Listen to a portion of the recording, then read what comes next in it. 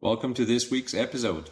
I am Bertrand Olliette, owner of Bertrand's Wines, and today we're going to follow up to last week's episode regarding the situation of the business in Burgundy. Today's episode is going to be essentially called The Same Disease But One Tier Up, RNDC in the American Middle.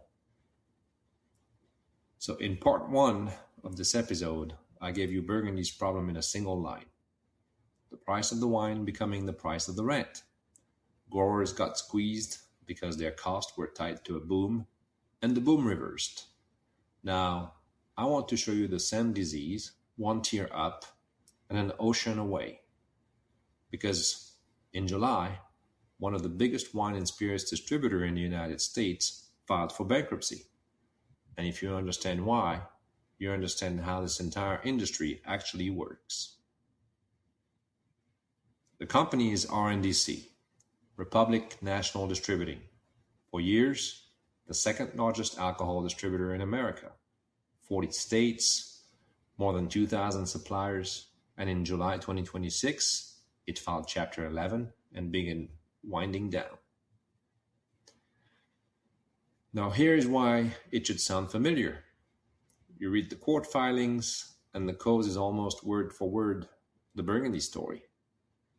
RNDC had locked into buying commitments that looked brilliant while demand was booming after 2020. Then the market turned in 2023, and they were stuck buying far more stock than they could sell. Their sales had topped $12 billion in 2022. They fell almost 10% the next year. Boom era commitments. A demand reversal, inventory bought high that can't move, and debt. That is the micro-negociant story. Just one tier up and one continent over. But to see why that matters to a grower back in Burgundy, you need to understand something most wine drinkers never see. How does a French bottle actually reach an American table?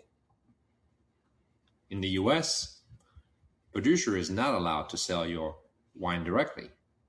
By law, every bottle has to pass through the three separate tiers. The supplier, that's the producer or the importer, then a licensed wholesaler, that's in this case RNDC, and then the retailer, which could be a shop or a restaurant. 3 tiers, 3 separate businesses. Every bottle, every time. It's the law across most of the country, and it goes all the way back to the end of Prohibition. Now think about where a small Burgundy domain sits in that chain. It's tiny. It's allocated. It's not a national brand, which means it has the least leverage at every single gate. And when a wholesaler the size of RNDC fails, here's what happens to producers like that. Their brand gets orphaned, dropped midstream. The money they're owed arrives slowly or never. RNDC's creditor lists run to wine companies owed tens of millions of dollars, and the survivors who buy up the pieces want national volume. They do not want 50 cases of a grower's Marseillais, for example. So the route to the American buyer gets narrower and more expensive at exactly the moment a squeezed producer needs that market the most. And that's the real lesson about how these tiers connect. They don't fail each other directly. They fail together because they all drank from the same well.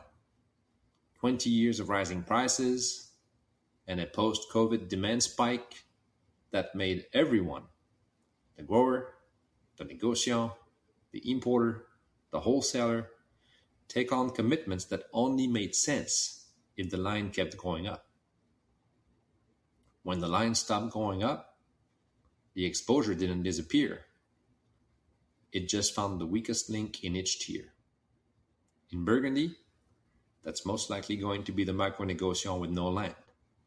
In America, it was a distributor locked into the wrong contracts.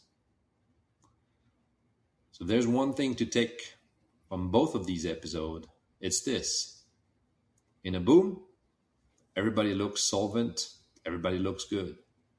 It's only when it reverses that you find out who actually owned their position and who was just renting it.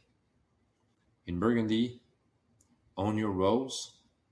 In distribution, own your balance sheet.